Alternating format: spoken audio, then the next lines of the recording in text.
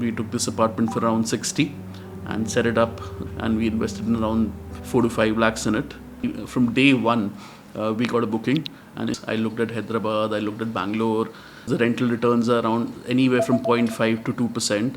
And here in Goa, you can get anywhere from 5 to 12 to 13%, depending upon what kind of apartment you have, how do you keep your fixed costs lower. So in this span of 2.5 years, we expanded from 1 apartment to 3 apartments, only because we had the confidence that yes, there is no place in India which will give us such return. So all the 3 properties costed me together somewhere around 2.4. You can make a good 1.2 to 1.5 per month on these properties, sometimes even a little bit more. But again, that is again an average, because I'm not making that amount of money in the off season. Suddenly a boom happened in the past 1.5 years in Goa, where the property rates just skyrocketed, and every property minimum 50 to 100% inflation happened. So the returns are still there, but they have actually halved. Plus the government has become stricter. They are enforcing some norms on you. The electricity bill is going to be converted from domestic to commercial, so that will take your profit even further down. Fortunately, last 2.5, 3 years was all work from home. So whenever there was an issue, we could fly down. It's best to give it to a good property manager who knows the tricks of the trade. Otherwise, handling a property by yourself is going to be pretty difficult.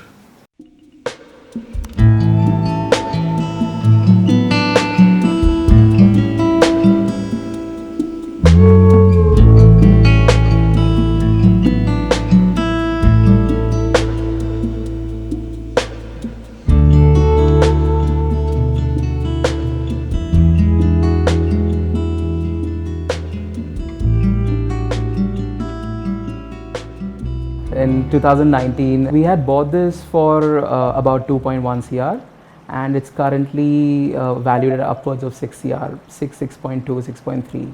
Right before COVID, we were on the verge of closing a deal for a land which is very close by from here. That property, they were asking 22,000 per square meter land in Vagator. Currently, the land rate in Vagator is upwards of 60,000 per square meter. More so than that, there's barely good land available because of the Portuguese law. There's a lot of issue with clear title lands. Given that I had invested at 2.1, obviously the yield that I'm getting is far better than one would at this point. So the rental yield that I am getting is about 36 lakhs per year.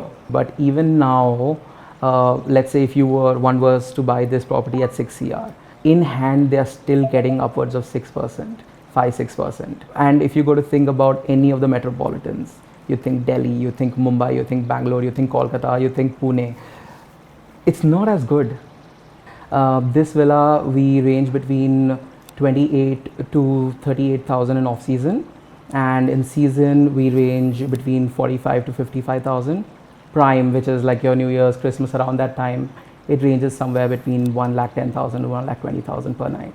65% occupancy, more or less. So for higher rental yields, for example, the kind of plates we use, they're like nice, thick, big, the kind of spoons you use, people use they want to cheap out and use those 2mm, 3mm spoons. We use 4mm thick, nice spoons. We use 400, 500 thread count bed sheets. These things make a difference to the client, Think of it as, you creating a home, because the more amazing you make it, the better yield you will get, the earlier you will recover your investment. One of the main things you should be sharing with the people who are looking to buy here in Goa is that people are going to give you all sorts of numbers. This is the kind of rentals we'll get for you, and I can almost guarantee you it's everyone who comes to me with a property, Aditya, what do you think about this? They are saying this and that and this. I tell them, listen, that area, right? Go to that area. Go on any online portal that is, offering vacation rentals, and check the price that you're getting. You're buying a 3-bedroom apartment. Check the price for 3-bedroom apartments, what they're selling at. Spend an hour, right? That will give you a better idea and better reality than anyone else out there. The ones who are just investing it as a home, and they don't want to rent it out, etc., etc. I would suggest it's Goa is probably one of the places that you shouldn't consider doing that, and for the very simple reason, the weather over here is pretty drastic. The heat is extreme. The rains can be very extreme, and if there's nobody to take care of your house, it tends to become a bigger expense than otherwise. So if you're buying it in Goa, it's always best to rent it out.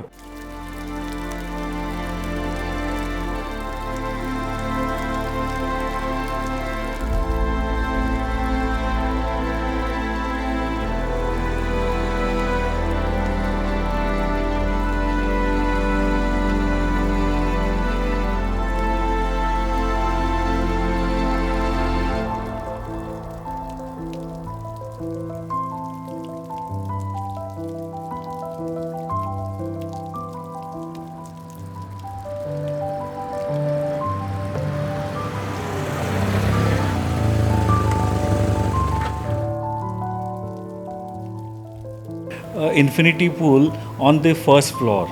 The greenery view that we get while we are in the pool is something else. The whole living room without any pillar extending to a dining space.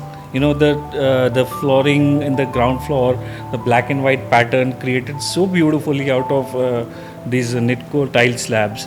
Each bathroom having unique color combination, unique patterns. So all in all, like this is, as good as it gets, I think. In Telado, these villas at the moment are, I think, in the market is pricing them at between 12 to 15 crores. So once someone buys these villas from us, we implement our hospitality services on these villas, and we make sure that our villa owners stand to get a decent rental returns from these villas. Now, rent returns, I would say 6 to 10% should be the expectation of a buyer. In case of these villas, we are providing 4 people each villa. There is a chef, there is a server, there is a housekeeper, and there is a caretaker. We are only charging 30% from our buyers. So we are at the moment renting between 50 to 60,000 rupees. In the season time, we will raise it from 60 to 75,000. And obviously, December, January is one time which we get any kind of prices. So we will obviously also earn our money from there. We must have experienced something like 50% occupancy. And December, obviously, we did something like 75-80%. So even if a person is getting 6% return from their property, it is not bad for a real estate which is appreciating. Please understand that the land is very limited in Goa. Prices are going to go up. So whatever 2 crores you have put in or 5 crores you have put in today will become 4 crores or 10 crores in future. On top of that, if you are getting 6, 7, 8% return, you should be very happy. So some people feel that the prices may have gone up from say 2019 to 2020, 21 or 21, 22 may have got doubled, and that's very quick for a very short period. But what they do not realize is that it should have been there much before that already. It was preceded by a very dull market for a very, very long time. And the biggest USP for Goa, that one is there is limited land. All told, if you see, then we are only some 4-5% total developable land left. In that, there are still land issues, title issues, and this and that. Please make sure that your location is, rentable for a tourist, not for someone who wants to come and live in Goa. Because someone who wants to come and live in Goa would pay 40,000 a month, whereas someone who's coming to holiday in Goa will pay 20,000 a day.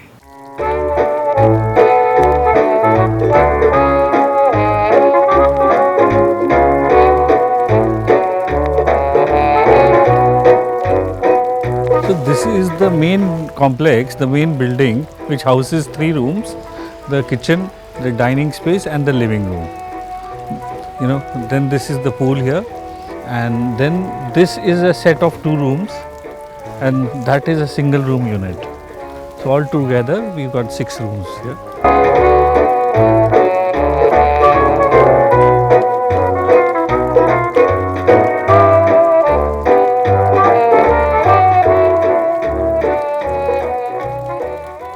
At least a 200-year-old spread over half an acre property right in the heart of Asagaon, which is the most happening, touristy area at the moment in Goa. This house, if you specifically ask me, it would be the land alone is around, in today's market price, it will be around worth 20 crores itself. Plus the heritage house, the tag, and all told, I think 25 to 30 crores should be a reasonable expectation from this house. So our tariff in normal times vary from 60,000 rupees for the whole villa to 90,000 rupees. In the months of December and in the peak period can go up from 1,20,000 to 1,50,000 a night. In a bad time we actually did even 40% occupancy, but in regular times it goes up to 60-70%.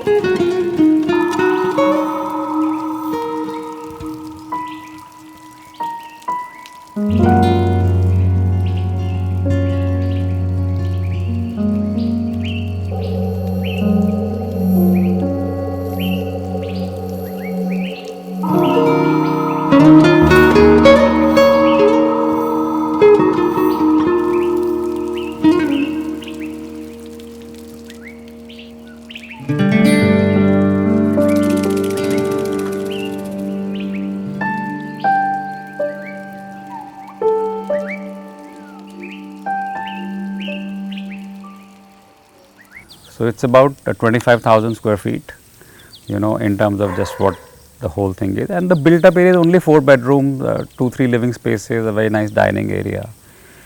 But we pretty much spend the time by the pool on this table.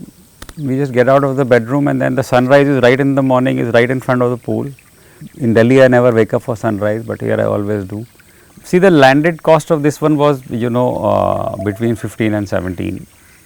What are people currently ready to pay for this? I think 30 is quite achievable.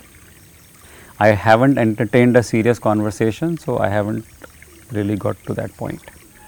See, we don't rent below 70,000-80,000 a night.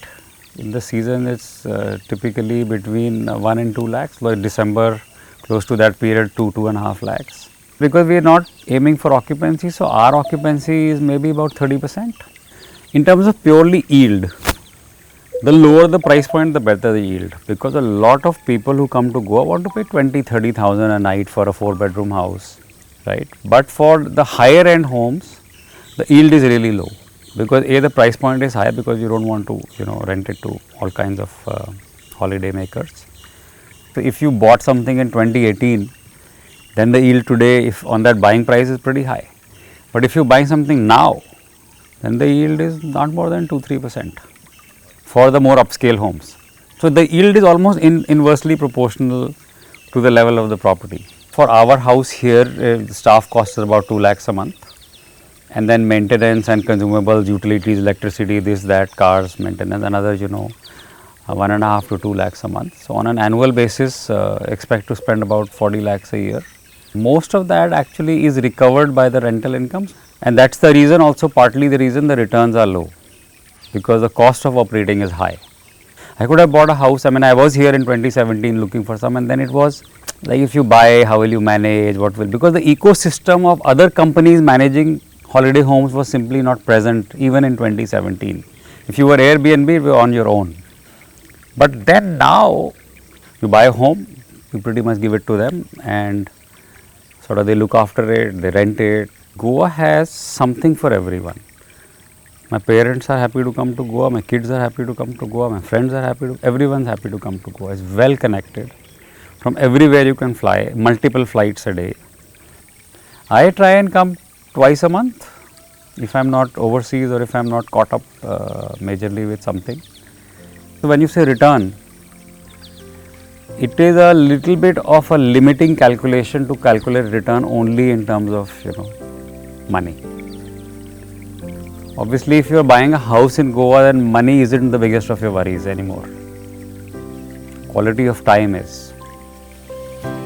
If you are only money rich and time not time rich, maybe stay away from this, because then it just becomes one more thing to bother about, and you feel almost terrible that you can never go there. So you actually have a home, other people come and pay you 40,000 a night and enjoy it and go away, and you are just pump खराब हो गया, AC खराब हो गया, छत में leak हो रहा है. So you don't need those things, right?